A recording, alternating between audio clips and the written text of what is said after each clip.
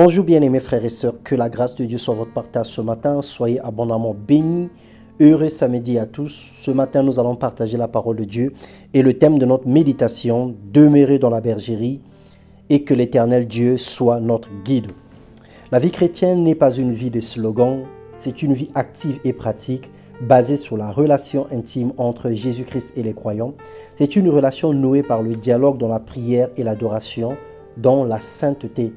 Le Psaume, le chapitre 23, le verset 1 à 3, la Bible déclare « L'Éternel est mon berger, je ne manquerai de rien, il me fait reposer dans des verts pâturages, il me dirige près des eaux paisibles, il restaure mon âme, il me conduit dans les sentiers de la justice à cause de son nom. » Nous constatons que plusieurs disent que l'Éternel est mon berger, mais ne sont pas conduits par lui.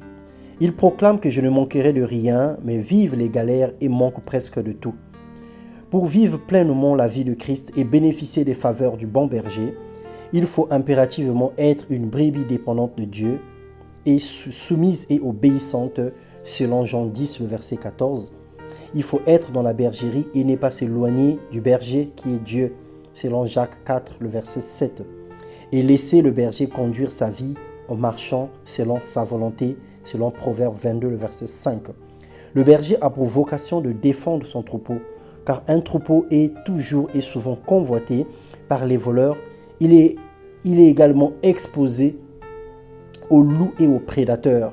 Et nous pouvons le voir dans Jean 10, le verset 10 à 11. Le voleur ne vient que pour voler, pour dérober, pour égorger, alors que le Fils de Dieu est venu afin que les brebis aient la vie et qu'elles les aient en abondance.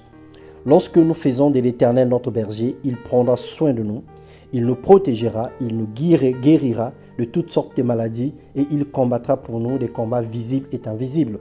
Il nous comblera de paix et cela est garanti.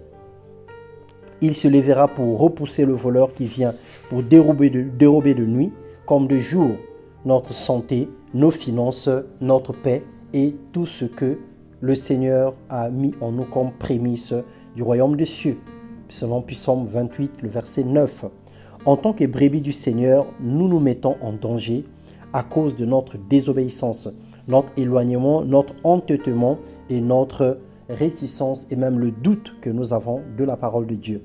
Le Seigneur sera notre bannière et notre refuge si nous lui laissons une place de choix dans nos vies. La confiance en lui entraîne une sécurité et une protection. Il oindra d'huile nos têtes et nous protégera ainsi. Ainsi, le bonheur et la grâce nous accompagneront tous les jours de notre vie et nous habiterons dans la maison de l'Éternel jusqu'à la fin de nos jours. Que Dieu nous donne la grâce, que Dieu nous fasse grâce, que Dieu nous donne un cœur léger, un cœur sincère, que notre obéissance soit récompensée et que nous puissions briller comme des étoiles dans le ciel.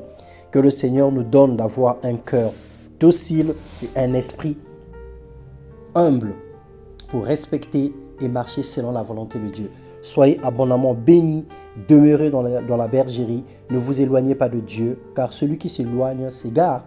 Et lorsqu'un peuple manque de révélation, ce peuple n'a pas de frein, ce peuple commet toutes sortes de bêtises et des erreurs. Demeure dans la bergerie, écoute le bon berger, marche selon sa volonté, et tu vivras longtemps et tu verras la gloire de Dieu. Dans le nom de Jésus-Christ, Amen.